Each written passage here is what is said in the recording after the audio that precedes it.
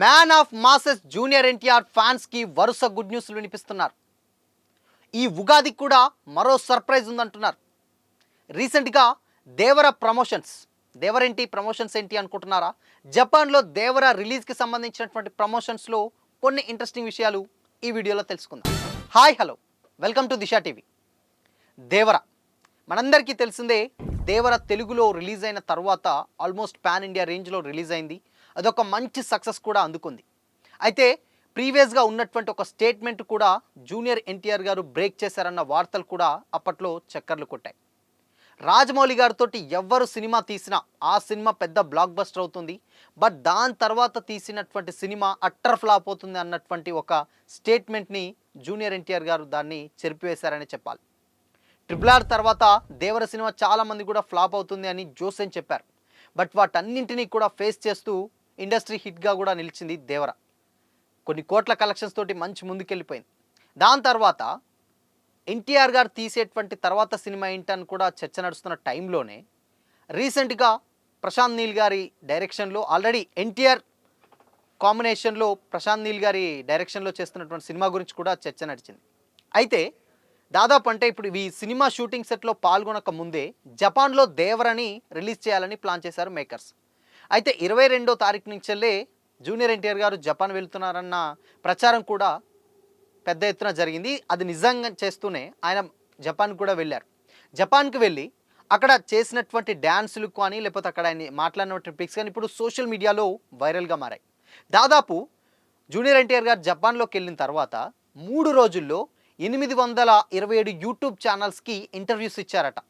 అంటే దాదాపు అంటే 800 అంటే అసలు నాటేజ్ ఒక్కొక్క కేవలం 3 రోజులనే.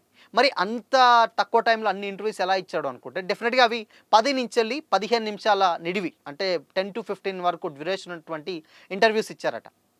ఏకంగా ఒక యూనివర్సిటీలో అయితే ఒకేసారి 200 కెమెరాలతోటి 200 ర్యాపిడ్ ఫైర్ ఇంటర్వ్యూస్ ఒకేసారి ప్లాన్ చేశారట. సో అంటే ఆల్మోస్ట్ 200 కెమెరాస్, 200 యూట్యూబర్స్ ఎవరైతే ఉన్నారో వాళ్ళని at a time rapid fire ఇంటర్వ్యూస్కి ప్లాన్ చేశారట. ఇలాంటి ప్రమోషన్ అసలుకి ఎక్కడ కనీవిని ఎరగని రేంజ్లో కూడా చేస్తున్నారన్న టాక్ కూడా వినిపించింది జపాన్ మీడియాలో. ఈవెన్ పెద్ద పెద్ద హాలీవుడ్ సినిమాలకు కూడా అలాంటి ప్రచారం అయితే రాలేదు అని కూడా వినిపించింది. అండ్ దాని తర్వాత అంటే ఎప్పుడైనా కానీ ప్రీవియస్గా జరిగినటువంటి ప్రీవియస్ హాలీవుడ్ మూవీ మనందరికి తెలిసిందే, అవతార్కి 930 ఇంటర్వ్యూస్ ఇచ్చారట. సో 930 ఇంటర్వ్యూస్ అంటే అవి కూడా సింగిల్ పర్సన్స్ తోటి సింగిల్గా ఇస్తే అవి ఒక 930 ఇంటర్వ్యూస్ అవి ఇచ్చారనమాట. సో అంతవరకు ఇచ్చారు, కానీ ఇంకా దాని తర్వాత అంత ఎండ్ చేశారని కూడా చెప్పారు. అండ్ ఇంకొక 173 అంటే ఇంకో 173 ఇంటర్వ్యూస్ కనుక ఇస్తే గిన్నీస్ బుక్ ఆఫ్ రికార్డ్ వచ్చే ఛాన్స్ కూడా ఉందట. అంటే అంత తక్కువ టైంలో ఇంటర్వ్యూస్ ఇచ్చారు కాబట్టి. సో అదొక రికార్డ్ కూడా క్రియేట్ చేసినట్లు అవుతుంది జూనియర్ ఎన్టీఆర్ గారు.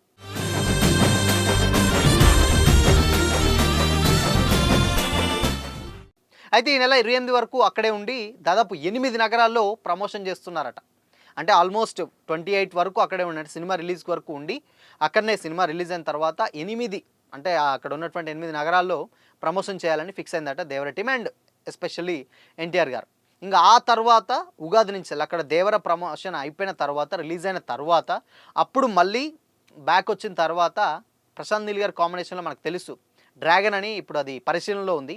డెఫినెట్గా అది కన్ఫర్మ్ అయితే కాలేదు, బట్ డ్రాగన్లు అనే సెట్లోకి పాల్గొంటారని తెలిసింది. అది కూడా ఉగాది నుంచి వెళ్ళి, అంటే ఉగాది తర్వాత నుంచి వెళ్ళి రెగ్యులర్ షూటింగ్ వచ్చే ఛాన్స్ అయితే డెఫినెట్గా కనిపిస్తుంది. రెగ్యులర్ షూటింగ్కి వెళ్ళే ఛాన్సులు కనిపిస్తున్నాయి. ఎందుకు అని అంటే ఇంకా ఆయన చేసేటువంటి సినిమా ఇప్పుడు ఆల్మోస్ట్ వార్ 2 కూడా రన్ అవుతుంది. వార్ 2 కూడా రిలీజ్ డేట్ అనౌన్స్ చేశారు. వాళ్ళు ఎప్పటి నుంచో ఆగస్ట్ 15th అన్నారు, బట్ ఆగస్ట్ 14th సినిమా ఎట్టకేలకు రిలీజ్ కూడా అవ్వబోతుంది. సో ఈ పోస్టర్ చూసినటువంటి ఆగస్ట్ 14th వస్తుందని తెలిసేసరికి వార్ వన్ సైడే అన్న కామెంట్స్ కూడా జూనియర్ ఎన్టీఆర్ గారి ఫ్యాన్స్ అయితే సోషల్ మీడియాలో అయితే కామెంట్ చేస్తున్నారు. అండ్ ఫస్ట్ టైం ఒక బాలీవుడ్ హీరో తోటి మల్టీస్టార్ మూవీ చేస్తున్నటువంటి రికార్డు కూడా జూనియర్ ఎన్టీఆర్ గారికి దక్కిందనడంలో అతిశయోక్తి లేదు. ఎందుకంటే ప్రీవియస్గా మన హీరోలు ఎప్పుడైనా ఇన్కేస్ చేశారు, బట్ కాకపోతే ఫుల్ ఫ్లెడ్జ్డ్గా ఇప్పుడున్న జనరేషన్స్లో అయితే ఎవరూ చేయలేదు.